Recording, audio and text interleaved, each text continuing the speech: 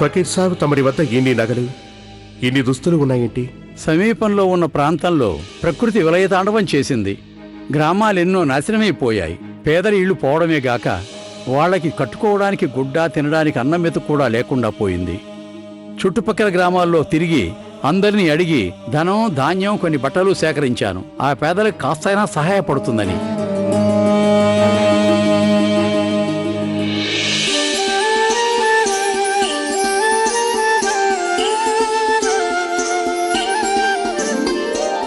ఆగండి జోధా బేగం, తమరు మీ నగలు తీసి ఇవ్వకండి. దయచేసి ఇక్కడి నుంచి వెళ్ళండి.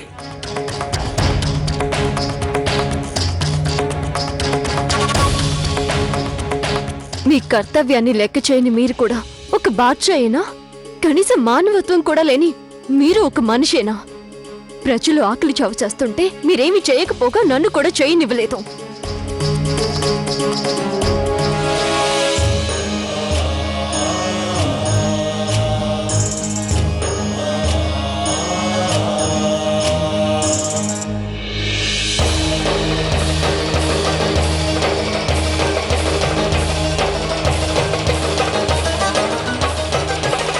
ఫకీర్ సాబ్ మా బేగంని తన నగలు తీసి వద్దడానికి 2 కారణాలున్నాయి.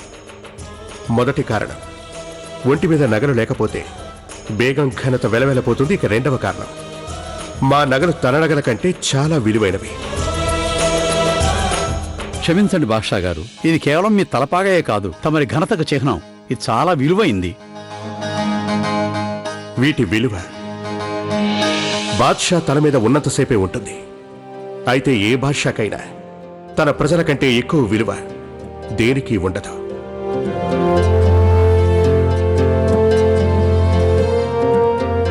మేము అజ్మీర్లోని పవిత్ర దర్గాకి వెళుతున్నాం. ఆ పేదల పెన్నిది దర్శనార్థం. బాద్షాలందరికీ బాద్షా వారే. తలపాగాలేని బాద్షా అసంపూర్తిగా కనిపిస్తాడు.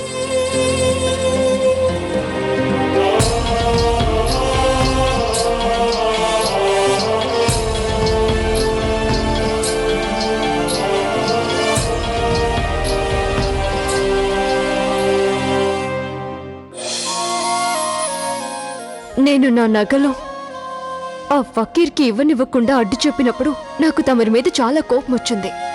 అప్పుడు మాకు కూడా కోపం వచ్చింది ప్రియతమా. ఎందుకంటే అప్పుడు మేము అక్బర్ కాదు, కేవలం జలాల్. ఆ రోజులు నాకు బాగా గుర్తున్నాయి. అజ్మీర్ క్షేత్ర ప్రయాణం మన జీవితాన్ని కొత్త మలుపు తిప్పుతుందని ఫకీర్ గారు చెప్పారు.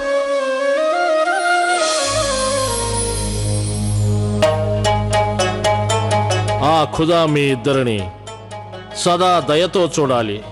వీరి దయ మీ ఇద్దరి జీవితాల్ని సుఖవంతం చేయాలి. చాలా సంతోషంగా ఉంది. ఒక బాద్షా ఈ పవిత్ర స్థలానికి తలపాగా లేకుండా వచ్చి సామాన్యుడిలా ప్రార్థించడం సంతోషంగా ఉంది. ఏ మనిషి అయినా తన అహంకారాన్ని వదిలేసుకున్నప్పుడు ఆ మనిషి అత్యున్నత స్థానానికి చేరుకుంటాడు.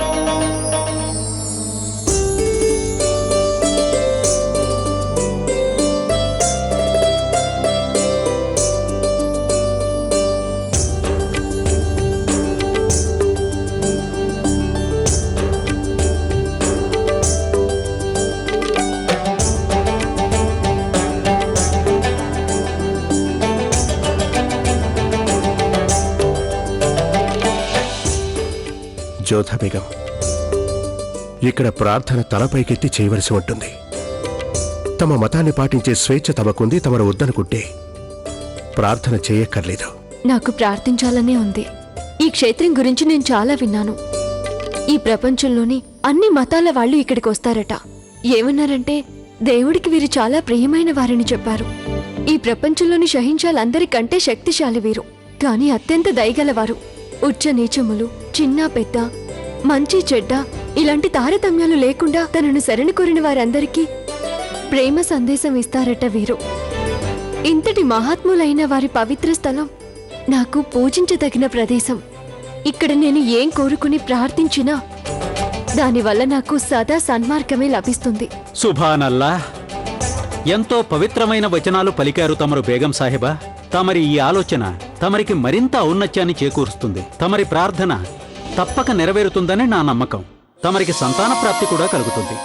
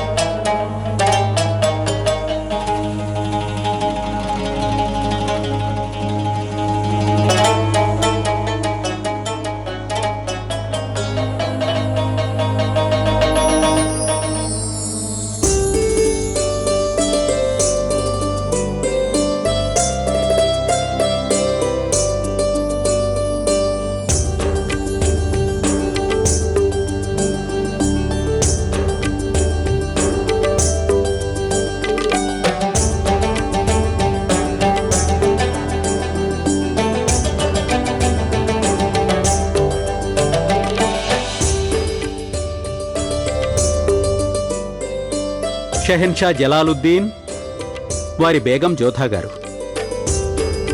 పేదల బంధువైన అజ్మీర్ ఖ్వాజా గారు మీ ఇద్దరినీ కరుణించాలి. మీ ఇరువురు ఎప్పటికీ ఇలాగే కలిసే సాగిపోవాలి. ఆ ఖుదా మీ ప్రేమ నిత్యం నిరంతరం నిలిచేలా చూడాలి.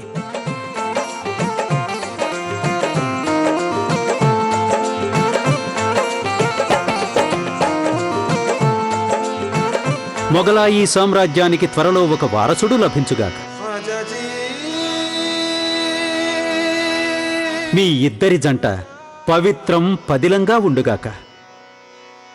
మీ ఇద్దరి దాంపత్యం లోకం ఉన్నంత వరకు ఉదాహరణగా ఉండాలి.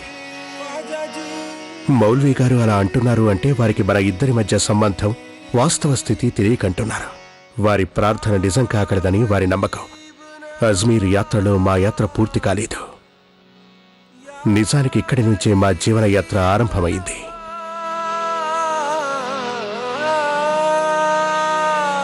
దీన్ని భుజించండి. మా మతంలో దీన్ని ప్రసాదం అంటారు.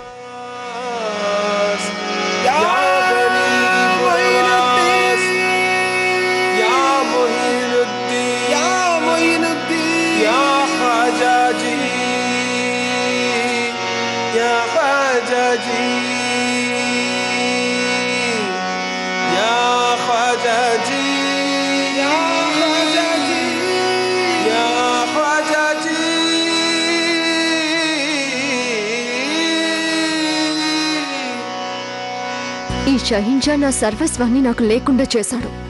ఇతనికి గుణపాఠం చెప్పే ఒక్క అవకాశం నాకు ప్రసాదించండి. ఇంతకీ ఏం కోరుకున్నారు జోధా బేగం? వరం కోరినప్పుడు అది ఇంకెవరికి చెప్పకూడదు.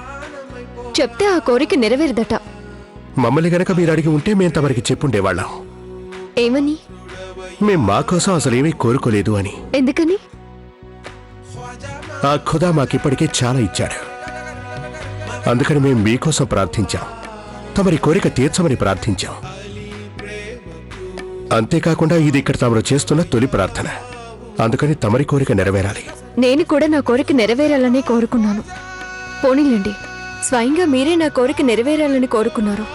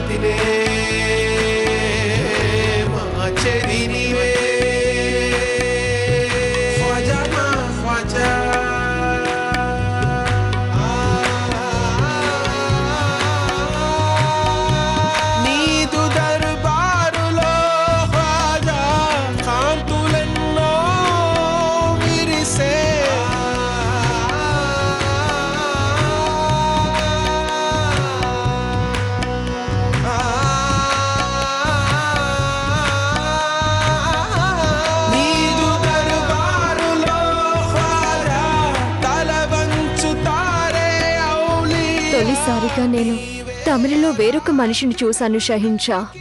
తమరికి ఆ సృష్టికర్త పట్ల గౌరవం ఉందని తెలిసింది. అసలు హృదయమే లేదని చెప్పుకునే మీలో ఏదో ఒక మూల సున్నిత స్పందన ఉంది. మీ ఈ వ్యక్తిత్వం చూసి నాకు చాలా ఆశ్చర్యంగా ఉంది.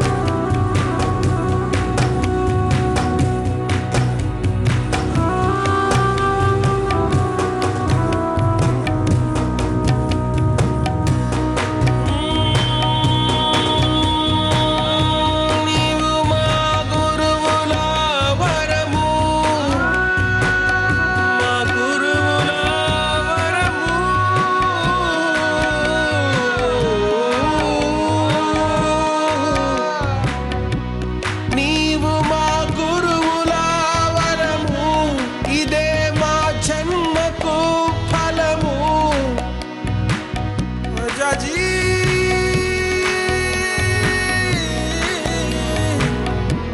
नीदु कृप उंटे ख्वाजा चीकट्लुतो తొలిసారిగా నేను తమరిలో వేరొక మనిషిని చూశాను షహీన్షా. తమరికి ఆ సృష్టికర్త పట్ల గౌరవం ఉందని తెలిసింది. అసలు హృదయమే లేదని చెప్పుకునే మీలో ఏదో ఒక మూల సున్నిత స్పందన ఉంది. మీ ఈ వ్యక్తిత్వం చూసి నాకు చాలా ఆశ్చర్యంగా ఉంది. దేవుడికి మనిషికి మధ్య గల దూరం తొలగిపోయినప్పుడు ఇలా జరుగుతుందని మా మనసు చెప్తోంది.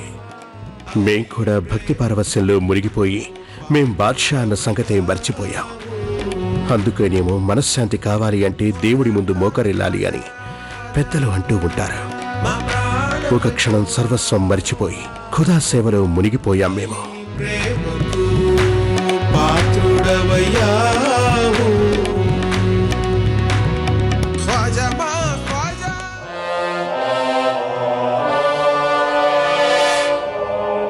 తప్పైతే మన్నించండి షహన్షా. వేటకి తమరు బయలుదేరటం ప్రమాదకరం. మేం ప్రమాదాలకి భయపడాం. మా నిర్ణయం మారదు. రేపుదయం జోధా బేగంతో మేం వేటకు వెళుతున్నాం. తమరి యాజ్ఞ శిరోధాతం. నేను అందుకు ఏర్పాట్లు చేయిస్తాను. అలాగే నేను కూడా తమరి వెంట వస్తాను. ఎవరూ అక్కర్లేదు. మేం ఒంటరిగా వెళ్ళదలిచాం. మీ సాహసం విషయంలో మాకు ఎలాంటి సందేహం లేదు. కానీ అక్కడ ఒక ప్రాణాంతకమైన పులి ఉంది. మేము ఇప్పుడేగా చెప్పాం మేము జోధా బేగం మాత్రమే వేటకు వెళతామని. దయచేసి క్షమించండి షహన్షా, కానీ తమరి భద్రత. మీరేం ఆందోళన పడకండి. మేమేమీ ఎక్కువ దూరం వెళ్ళాం. ఇక మీరంతా అడవికి దగ్గరలోనే గుడారాలు ఏర్పాటు చేయండి.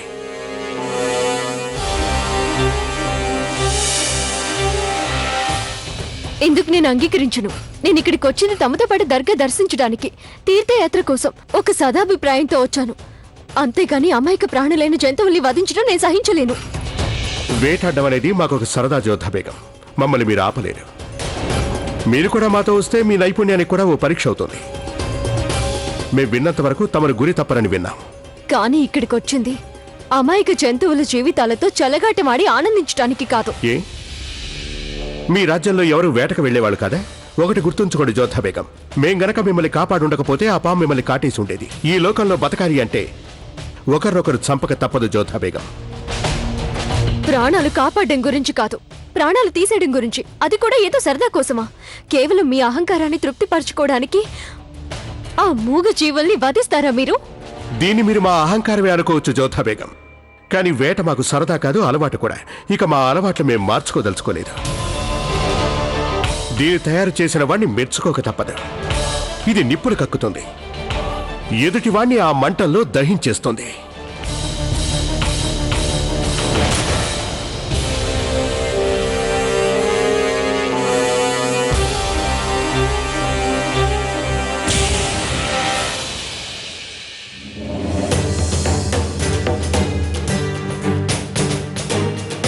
ఇలా దారి పొడవునా తమరు మాతో మాట్లాడరా జోధా బేగం? తమరి వంటి విచిత్రమైన మనిషిని ఎన్నడూ చూడలేదు. మన విషయంలో ఇంత జరిగిన తర్వాత ఇష్టం లేకపోయినా మీ వెనక వేటికి రావాల్సి వచ్చింది. పైగా మీకు కబుర్లు చెప్పాలని ఆశిస్తున్నారా? చాలు జోధా బేగం, చాలా మితిమీరిపోయారు. ఏం చేయదలిచారు తమరు? ఒక దట్టమైన అడవిలో ఒక సహన్షా ఏం చేస్తాడో అదే, వేటాడ్డం. కానీ నేను తమరిని అలా చేయనివ్వను. మీరు మమ్మల్ని ఆపలేరు జోధా బేగం. ఆపగలను నేను. ఏ విధంగా ఆ రోజు ఒక లేడీని కాపాడాను, ఆ రోజు మీ రుకయ్య బేగం దాన్ని వేటాడబోయినప్పుడు. అది తమరేనన్నమాట. అంటే మీరు ఎప్పటి నుంచో రుకయ్యని ఓడించడానికి సిద్ధపడ్డారన్నమాట. నాకు రుకయ్య బేగంతో శత్రుత్వం లేదు. అకారణంగా అమాయక జీవుల్ని వధించే వాళ్లతోనే నా శత్రుత్వం అంతా. అకారణం ఎందుకవుతుంది జోధా? ఒక సహన్షా ఆనందం కోసం తాను బలైనందుకు ఆ జంతువు గర్వపడుతుంది. కానీ నేను బాధపడతాను, ఎందుకంటే ఒక పశువుని ఇంకొక పశువు చంపేసిందేనన్న బాధతో. ఎవరు పశువు ఎవరు మనిషో అన్న సంగతి ఈ తుపాకీ నిర్ణయిస్తుంది. ఆయుధాలనేవి ఆత్మరక్షణ కోసమే తయారు చేస్తారు, వాటితో అమాయక జీవుల్ని చంపడానికి కాదు. మీ హితబోధ మీ దగ్గరే ఉంచుకోండి జోధా. గోల చేయకండి. ఆ గోల వింటే వేటాడాల్సిన జంతువు పారిపోవచ్చు.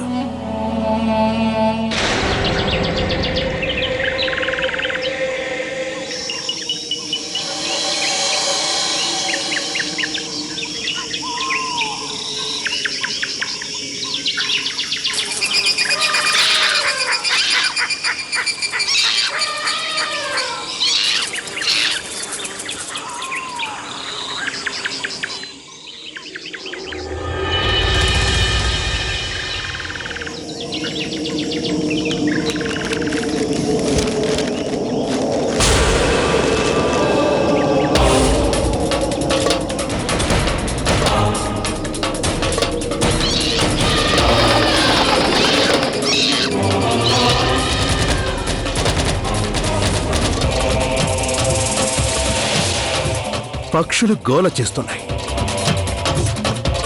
అంటే మేం వేటాడాల్సిన మృగం దరిదాపుల్లోనే ఉన్నట్టుంది.